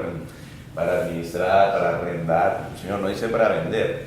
Uy, ahora tiene que mandarle otro poder. Pero eso demora, claro, porque tiene que ir al consulado, tiene que mandar el poder, relaciones exteriores, ¿no? Se realiza la firma, los registros públicos. No, yo ya quiero que me dé, ya la señora tiene un adelanto para darme este fin de semana y ya, ¿qué planes tendría? No sé. Entonces, hicimos esto, pues, ¿no? Señor, ¿está usted bien seguro que su hija va? Sí, ya, bueno. Ya, pues, entonces, en el compromiso, él, sin tener poder todavía, se comprometía que la hija le iba a vender a la señora, ¿no? Incluso recibió un adelanto. Pero ya, pues, felizmente fue así, ¿no? La hija mandó el poder y se vendió y no pasó nada. Si no hubiese sucedido así, él hubiese tenido que indemnizar, ¿no?, lo que dice la ley. Pero a veces esto facilita las cosas, ¿no? Incluso para también entre copropietarios, ¿no?, promesa de compraventa, pero ahí sí el titular del derecho es el que tiene que vender, ¿no? Aquí no es como en el otro caso de que si el copropietario, como en el caso que dijimos del hermano que se compromete que la comisión va a ser asumida por él, él no podría decir, yo te prometo que mi hermano te va a vender y si no te vendo yo. No, pues porque tú no eres propietario, o sea, tú eres propietario de lo tuyo, ¿no? Salvo que tenga poder, claro. También se puede, son materia de compraventa los bienes que no existen, los inmuebles futuros. Es lo que todo el mundo conoce como compraventa en proyecto, compraventa en plano, ¿no? Cuando es una constructora que está edificando, se llama compraventa de bien futuro. En la venta de un bien donde ambas partes saben que es futuro, el contrato está sujeto a la condición suspensiva de que llegue a tener existencia, ¿no? O sea, está en suspenso. Si no hay inmueble en el plazo estipulado, el contrato se rescinde. Recuerda que habíamos dicho la diferencia entre resuelve y rescinde, ¿no? Acá, ¿por qué decimos se rescinde a pesar de que ya ha pasado de repente algún tiempo? Bueno, porque como estaba en suspenso, por la condición suspensiva, nunca llegó a existir propiamente la venta, ¿no?, a pesar de que hubo un documento y tal. Se rescinde, es decir, que sin efecto sin perjuicio de una indemnización, pues, ¿no?, a favor del comprador. Claro que las constructoras se protegen mucho y a la hora que hacen sus contratos ponen que ellos no serán responsables de cualquier demora, que se dio por caso fortuito, fuerza mayor, o no ponen una fecha así establecida, un plazo, ¿no? Por lo menos no muy preciso. Ponen, por ejemplo, el cronograma de entrega será a partir del mes de junio del 2021. ¿A partir de ahí cuándo terminará? ¿No? Bueno, hay que tener cuidado en eso. Si lo que queremos es proteger los intereses de un comprador, sería bueno establecer que el inmueble estará terminado y será, ¿no?, entregado en tal fecha. Y otro tema es la independización, ¿no?, porque una cosa es físicamente, tenga su conformidad de obra por el municipio, estos departamentos nuevos, hablamos, ¿no?, que tenga su acta de entrega, y otra cosa es ya el trámite, ¿no?, que se le pueda dar un poco más de tiempo para la indemnización. Lo cierto es que sí, la ley permite que se celebre una compraventa, ya no es promesa, es un contrato de compraventa, es una minuta y que se eleva a escritura pública, pero claro, todavía no se puede inscribir porque aún no está independizado el nuevo departamento. Cuando el nuevo departamento se independice, va a tener un número de partida registral y ahí se va a inscribir esa compraventa. Pero en el interín quedará ahí, pues, en minuta o en escritura. Listo, a ver. En caso de resolución por falta de pago, dice, la resolución del contrato por incumplimiento del comprador da lugar a que el vendedor devuelva lo recibido, teniendo derecho a una compensación equitativa por el uso del bien si es que ha sido entregado y a la indemnización de daños y perjuicios, bueno, salvo pacto en contrario. También se puede establecer ahí una penalidad, ¿no? O sea, el solo hecho de que no se cumpla con el pago del saldo da lugar a la resolución del contrato. Perdón, quería tomar una foto. A ver. Ya. Doctor, una consulta. Sí. Supongamos que se hace el proceso con éxito, o sea, se hace referencia y hace el nuevo propietario ahí e incumple los pagos. El contrato se resuelve por falta de pago. ¿Y cómo lo sacan? O sea, Ese es otro tema. Miren, el comprador, vamos a suponer que ya toma posesión del inmueble, entonces tiene un derecho para estar ahí, sí, tiene un título de propiedad, claro, todavía no ha cancelado, pero ya tiene una minuta, ¿no? Si incumple y le resuelven el contrato, ya no tiene título de propiedad. Y la ley dice que el que ocupa un inmueble sin ningún título se convierte en precario. Entonces se convertirá pues en un ocupante precario. Y naturalmente el propietario tendrá que convencerlo primero a la buena, si no tendrá que hacer un juicio pues que no se lo deseo a nadie porque demora, ¿no? Es un juicio de desalojo por ocupación precaria, o en todo caso, según la estrategia del abogado y según las circunstancias, pues es un juicio de reivindicación también, ¿no? Sí, claro, naturalmente ahí no opera ninguna garantía como, qué sé yo, el desalojo notarial y estas cosas que hay ahora con la ley de arrendamiento, pero no. Ahí simplemente es ocupación precaria y hay que hacer un juicio un poquito largo. Muchas veces es mejor llegar a un acuerdo económico y que la persona se vaya a las buenas que hacer el juicio. Ahora vamos a hablar de la transferencia del riesgo. Por ejemplo, si yo estoy en una tienda y compro un celular y salgo a la puerta y se me cae y se rompe, ¿puedo regresar y decir deme otro porque mira se me cae caer? Ya no, porque ya es mi problema. Pero si en el momento en que yo estoy pagando en la caja y me están envolviendo el paquete, se le cae al vendedor y se rompe, me podrá decir, no sé señor, ese es el que usted iba a comprar y ahí llévese los pedacitos. No, estaba todavía, lo tenía. Así de simple es con los inmuebles también. El riesgo de pérdida o de deterioro de bienes ciertos no imputables a los contratantes pasa al comprador en el momento de la entrega. O sea, en el caso de un inmueble, cuando se produce pues la entrega de llaves en la notaría, ¿no? A partir de ese momento ya no es responsabilidad del dueño, o sea, del vendedor, ¿no? Qué sé yo, que haya una inundación, incendio, también se meta. Excepcionalmente, el riesgo de pérdida pasa antes de la entrega, dice, si encontrándose a su disposición no los recibe en el momento señalado en el contrato para la entrega. Esto va de la mano con el contrato de bien futuro que acabamos de ver, ¿no? Estos edificios en construcción. El contrato dice que el departamento va a estar, pues no sé, el 15 de diciembre del 2020. Y llega el 15 de diciembre del 2020 y ya está pues el departamento, felizmente es una constructora seria, y no aparece el comprador. Hay unas constructoras incluso que le mandan su carta notarial y le dicen, bueno señor, el viernes a las 3 de la tarde para levantar el acta de entrega, sus oraciones. Y no aparece el comprador. Entonces ya la constructora dice, bueno, ya no es mi problema.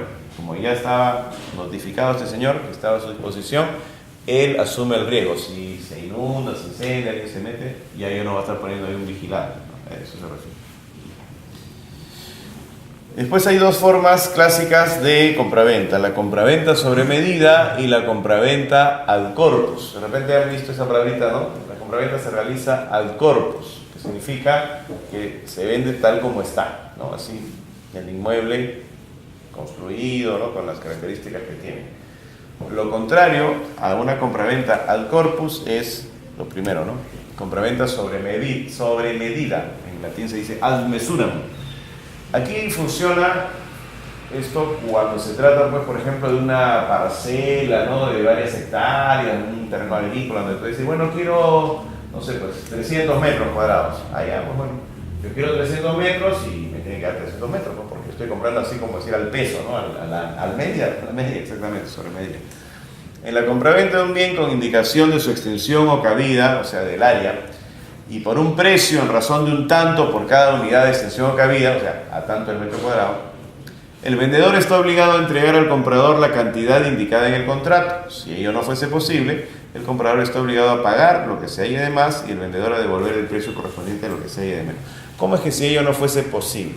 Si yo quiero 300 metros, me tiene que dar 300 metros. No, señor, pero ¿qué pasa? Que los terrenos pues no son un papel o una cosa rectangular. de repente por aquí pasa un río, acá hay un cerro, entonces esta zona, ya los lotes no pueden ser rectangulares, sino tienen que adecuarse a la morfología de la forma, ¿no?, del terreno. Entonces ese lote ya no va a tener 300 redonditos, va a tener 310 o 200 algo, ¿no? Entonces ahí es que hay que ajustar el precio. Pero la ley, en estos casos, cuando la compraventa es sobre medida en los terrenos, permite la rescisión, o sea, dejar sin efecto el contrato si el exceso o falta en la extensión o cabida es mayor de un décimo. O sea, ya, pues yo quiero 300 metros y me están dando solamente 30 metros menos, ¿no? O sea, me falta bastante, 270. ¿No? Entonces, si sobra, ¿no?, me están dando 330, entonces voy a tener que pagar una cantidad que ya no me conviene. En ese caso puede, dice el comprador, optar por la rescisión, ¿no?, ya no quiero nada. Y en la otra, la que normalmente vemos en la ciudad, en las casas construidas, que es la compraventa al corpus, se vende el bien fijando un precio por el todo. O sea, ahí está el inmueble, cuesta tanto, ¿lo quieres? Sí, ya, muy bien, vamos a firmar. Y no con arreglo a su extensión o cabida, y no respecto al área, ¿ya? Aun cuando ésta se indique en el contrato, el comprador debe pagar la totalidad del precio, a pesar de que se compruebe que el área, ¿no?, la extensión o cabida es diferente. O sea, puede haber un poco más, un poco menos, hay un margen de tolerancia que se indica acá. Sin embargo, si se indicó en el contrato la extensión o cabida, el área se puso en el contrato de esto va a medir 300 metros, ¿no?, la casa, tal, ya. Y la real, saca su wincha y mide, ¿no?, difiere de la señalada en más de una décima parte, también décima, ¿no? O sea, es bastante lo que le falta, una buena cantidad de área. En ese caso, el precio sufrirá la reducción o el aumento proporcional. Pero no habla ya de rescisión, porque ya se está comprando por el todo, ¿no? Y ya tendría que ser una diferencia después de una décima parte bastante, ¿no? De lo que decíamos, ¿no? Si en la minuta no se ha puesto esto de la reserva de propiedad, ya la minuta es la compraventa, ya ocurrió la transferencia. Pero puede pactarse que el vendedor se reserva la propiedad del bien hasta que se haya pagado todo el precio, dice la ley, o una parte determinada de él. La verdad, todo el mundo, cuando se usa esta cláusula, se pone todo el precio. Nunca he visto uno que diga una parte, ¿no?, hasta que pague el 80%, ¿no? Aunque el bien haya sido entregado, quien asume el riesgo del comprador, ¿no?, quien asume el riesgo de la pérdida o deterioro del momento de la entrega, como ya vimos. Ahora, todo incumplimiento de contrato va a dar lugar, pues, a una indemnización. Dice, la parte perjudicada con el incumplimiento puede requerir por carta notarial. La carta notarial tiene esa finalidad de tomarle foto a la circunstancia, al incumplimiento. Es decir, le dejo constancia que usted no me ha cumplido y le doy un plazo para que cumpla, ¿no? Y le da un plazo no menor de 15 días bajo percibimiento de que el contrato quede resuelto. Si no se cumple dentro del plazo, el contrato se resuelve de pleno derecho y queda a cargo del deudor la indemnización de daños y perjuicios. Ya hemos dicho, todo incumplimiento da lugar a una indemnización. El problema es que nadie sabe, si lo dejamos así, indemnización, cuánto es indemnización. Por eso es importante establecer penalidades. Y se pueden acordar las obligaciones con cláusula penal. El pacto por el que se acuerda y en caso de incumplimiento uno de los contratantes queda obligado al pago de una penalidad, tiene el efecto de limitar el resarcimiento a esta. O sea, ya de determinar, ¿no?, ni para ti ni para mí es tanto, y eso es lo que hemos acordado y eso es lo que vamos a respetar. Mutuo disenso. Por el mutuo disenso, la palabra mutuo disenso les suena de repente así a divorcio, ¿no? Por el mutuo disenso, las partes que han celebrado un acto jurídico, puede ser un matrimonio, puede ser una compraventa, ¿no?, acuerdan dejarlo sin efecto. Si perjudica el derecho tercero, se tiene por no efectuado. Típico caso que se está celebrando la compraventa y por ahí, bueno, el comprador dice, mira, no voy a poder comprar porque tengo un problema familiar, lo que fuere, y el vendedor le entiende y dice, ok, está bien, vamos a resolver el contrato y naturalmente habrá una compensación económica por ese hecho, ¿no? Ese es el mutuo disenso. Listo. Entonces, ya para ir terminando, bueno, las partes de un contrato son, por ejemplo, una minuta, ¿no?, el encabezamiento, le llamamos el exordio, el introito, bueno, la introducción, donde están lo que se llama la comparecencia de las generales de ley. En las escrituras le llaman la comparecencia, porque dice comparece fulano, mengano. Aquí es la introducción, donde están los datos de las personas. En las minutas basta con el nombre, el DNI y un domicilio, pero es recomendable poner también estado civil, nacionalidad y ocupación, porque esos datos sí los va a pedir el notario. Y muchas veces pasa que no se pone en la minuta y al momento de la escritura no se tuvo la precaución de que por lo menos la notaría no les preguntaron estos datos, y ya se cita, vamos a firmar la escritura a las 3 de la tarde en el comprador, el vendedor, está ahí el cheque, todo, ya van a firmar, y ustedes van pues al empleado, ¿no? La notaría dice, sí, ya vinieron ya para firmar la escritura. No está, la escritura no está lista. ¿Cómo no va a estar lista? Faltan datos. ¿Qué cosa falta? El estado civil, la nacionalidad. O sea, son detalles que es mejor ponerlos aquí en esta parte, ¿no? Normalmente se identifica comprador y vendedor justamente con un nombre, ¿no? La vendedora, la compradora, para no tener que repetir cada vez el nombre de la persona. Se suele poner subtítulos a cada cláusula, no es obligatorio, pero para que quede más claro, ¿no? Y generalmente la primera cláusula es los antecedentes, ¿no? Que la vendedora es propietaria del inmueble ubicado en tal lugar. Basta ya con poner partida, ¿no? Antiguamente se solía poner que se encuentra ubicado en tal lugar con un área de tanto encerrado dentro de los siguientes linderos y medidas perimétricas, por la derecha tantos metros, por la izquierda. Eso tiene una explicación, ¿no? Venía una época en la que, claro, no había registros públicos y todo tenía que estar pues bien redactado para identificar un lugar. Pero si se hace la referencia a la partida registral, ahí va a estar pues toda esa información, ¿verdad? Incluso se solía poner, adquirió su derecho del anterior propietario fulano de tal, y este a su vez del otro, toda la historia. Todo eso está en la partida, no hay necesidad. Después, el objeto de la venta, a veces se pone acá objeto, simplemente la venta es precisamente vender, basta con decir, por el presente documento, vende la propiedad, ¿no? Pero bueno, se utilizan fórmulas como entrega en venta real y enajenación perpetua a favor de la compradora todos los derechos, etcétera, ¿no?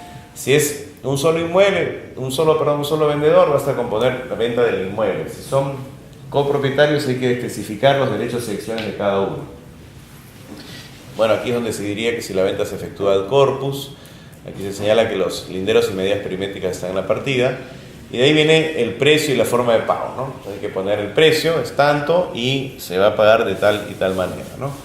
En tal parte, por ejemplo, en este caso pone algo de que será mediante cheque de gerencia el aumento de la minuta de contrato, y en el saldo, que normalmente se suele poner a la firma de la escritura pública, momento en que se entrega también el inmueble, ¿no? Se declara si es que hay gravámenes o no. Si es que hay que ponerlo, no es que esté mal, no es que no se pueda, se puede, ¿no? Declara que en el momento de la minuta existe una hipoteca, la cual de repente será levantada con justamente el primer monto que se está entregando, ¿no?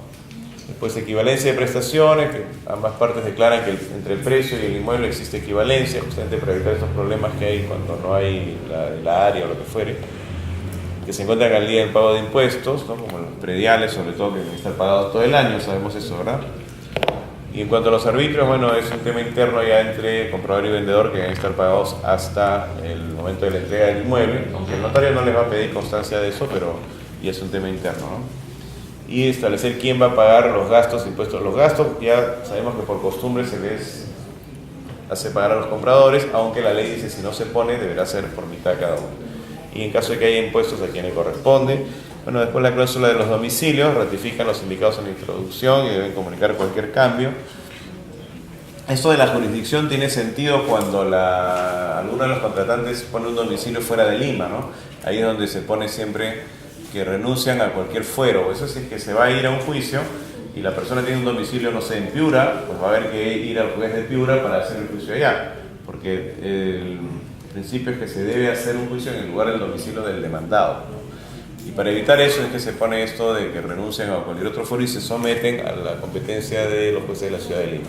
Entonces ahí termina lo que es el cuerpo en sí de la minuta, y viene ya en la parte final, la despedida, digamos, donde le dice sírvase nuevamente, se dirige al notario. Sirve usted, señor notario, agregar las cláusulas e insertos que correspondan, en su oportunidad cursar partes al registro de predios de la oficina registral para la inscripción. O sea, en la primera parte le está pidiendo, señor notario, sírvase de elevar a escritura pública esta minuta, y al final le dice, una vez elevada a escritura, envíe los partes correspondientes para la inscripción, para con eso completar el proceso, ¿no? La fecha, que también es importante, dijimos, porque a partir de ahí va a generarse una serie de obligaciones, las firmas de las partes y, bueno, de un abogado, que es el requisito para que se pueda aceptar en la notaría la minuta, y ahí termina. Si alguien tiene alguna duda, pregunta, podría hacerla. Quisiera hacer una pregunta, pero fuera de eso, ¿no? Igual usted. Hay un edificio ya comprado, todos son propietarios. Pero en una cochera, en la base de la cochera, han puesto, digamos, la cisterna. Y la dueña que ha comprado, digamos, un departamento, dice, le doy 30 días para que vean dónde pone la cisterna, porque esto me pertenece a mí. ¿El suelo le pertenece a la propietaria del departamento? Ah, buena pregunta. ¿Qué pasa con el subsuelo? A ver, según el Código Civil, la definición de inmueble es el suelo, el subsuelo y el sobresuelo. La definición de propiedad predial es esa, ¿ya? Sin embargo, ahí estamos hablando de un edificio, ¿no? Sí. Es muy diferente a una casa. Una casa, yo soy propietario del suelo, del subsuelo y del sobresuelo. En un edificio no. Si yo tengo un departamento, no soy propietario del departamento. Si yo soy el tercero, del departamento del segundo ni el cuarto. Yo estoy ahí nomás, como una isla. Porque eso se llama régimen de unidad inmobiliaria, propiedad exclusiva y propiedad común. Antiguamente se llamaba propiedad horizontal. Es otro régimen de propiedad, diferente al tradicional, que yo tengo un terreno, yo tengo una casa edificada, ¿no? Entonces, yendo a su pregunta concretamente, ¿no? La pregunta es si hay un estacionamiento y debajo hay una cisterna, y dice, no, lo que está debajo del estacionamiento es mío. Imagínense que fuera esos edificios que hay varios sótanos, entonces el estacionamiento estaría aquí y acá abajo habría otro estacionamiento. Entonces, no tiene derecho a lo que hay debajo del estacionamiento, en ese caso de la cisterna. Y la cisterna es un bien común, o sea, ella también es de alguna manera propietaria de la cisterna, en el porcentaje que le corresponde según el reglamento interno. Muy Muchas bien. gracias, doctor. Una preguntita ya fuera de lo que es compraventa. Sí. En un edificio, en el caso de un inquilino que deba. A ver, más fuerte. En un edificio hay un inquilino que debe. Que debe. Se le pueden poner así, en un papelote grandote, fulano de tal. Morosos ahí se ponen. Miren, desde el punto de vista legal, desde el punto de vista aquí del Código Civil, no dice nada al respecto. Ni siquiera la ley 27157, por si tienen interés, ya que están hablando de edificios. Este régimen de unidades inmobiliarias de propiedad exclusiva y propiedad común, o sea, que se llama propiedad horizontal, la Junta de Propietarios, el reglamento interno, está regulado por una ley que es la ley 27157, su reglamento. No dice nada sobre eso.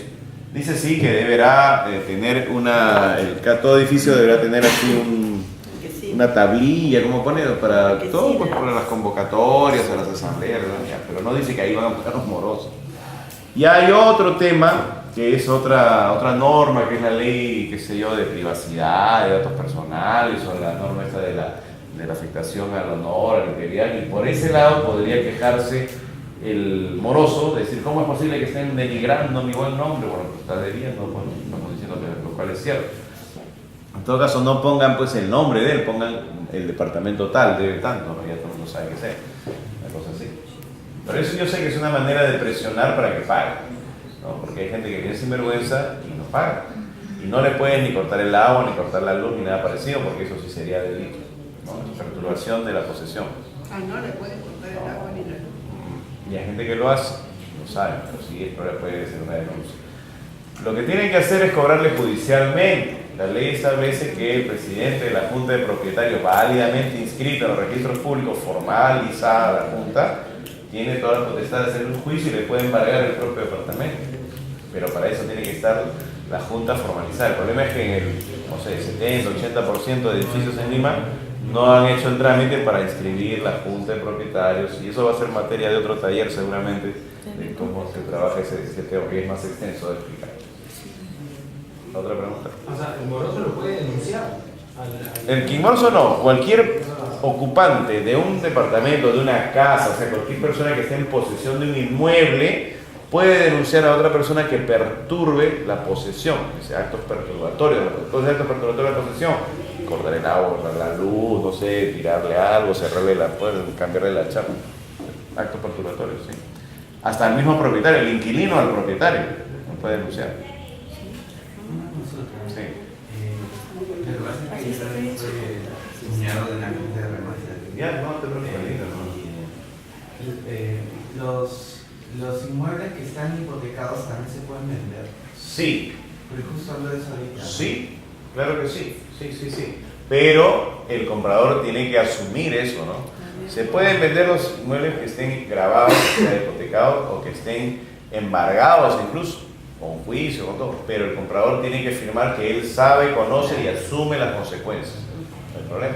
Obviamente que te van a tirar el precio pues al piso. Pero normalmente se debe, perdón para terminar, normalmente se debe manejar ese tema de la hipoteca.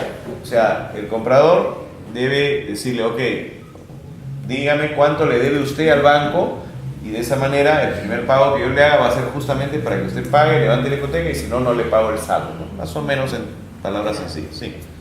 Y una casa que aún está siendo pagada al banco, ¿se puede vender? Sí, claro. Estamos en el caso de que hubo un banco que financió la compra, ¿no es cierto? Y está ese comprador todavía pagando y la quiere vender. Hay que revisar el contrato. Hay contratos de ese tipo que ponen ciertas limitaciones. No podrá vender dentro de tanto tiempo, tantos años. Pero ahí lo mejor es acercarse al banco y decir, miren, yo ya no voy a poder seguir, pero acá tengo a esta otra persona para que lo califiquen, vea si es buen pagador, todo, y puede haber una cesión de posición contractual, se llama. Entonces ya pasa a ser el otro señor el deudor, ¿no? Y yo le vendo la propiedad y él ya se queda como cliente del banco. Pero el banco es el que tiene la última palabra. El banco va a decir, está bien, sí, me demuestra que tiene capacidad de pago, el mismo análisis que hizo originalmente con el comprador, ¿no? Antes de prestarle lo califican a ver si tiene capacidad de pago, igualito. Si viene otro que lo va a sustituir, tendría que estar en la misma situación. Y el propietario podría solicitar a su banco un valor actual de la deuda. Así tiene que ser. Claro, eso es lo que le está diciendo él. Yo lo he entendido que usted lo que quiere hacer eso, ¿no? Trasladarle la compra para que otro siga comprando. Esa es la forma como lo he hecho. Pero lo normal, lo que más frecuentemente se ve es que viene un comprador y dice, yo tengo dinero acá o tengo un banco que me financia a mí, ¿cuánto cuesta ya la compra? Ah, está hipotecada. Bueno, eso, ¿cuánto es la deuda? Porque la hipoteca puede ser por 1 millón, pero ya ha pagado la mitad. Falta pagar medio millón, ya, correcto. Entonces vamos a pagarle medio millón y el banco le está financiando a este. Entonces este banco va a pedir que el otro banco otorgue un documento, no solo un estado de cuenta de cuánto debe, sino ya la minuta de levantamiento condicionada, se llama. Es decir, si uno paga su hipoteca y ya no le debe al banco, el banco otorga una minuta de levantamiento. Esa ya no es condicionada, va y levanta, se inscribe en los registros públicos. Pero cuando va a pagar y que ya tiene acá su carta de este banco que le dice que está financiado, entonces va el cliente y dice, deme una minuta de levantamiento porque acá hay un señor que va a pagar.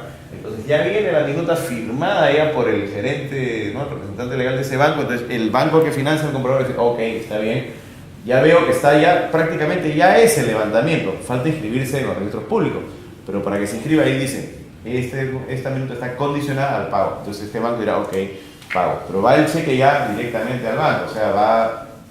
Bueno, eso también tiene manejo, ¿no? A veces tiene el banco que tiene la hipoteca dice, no, que ingrese por la cuenta del cliente, y bueno, pero se maneja.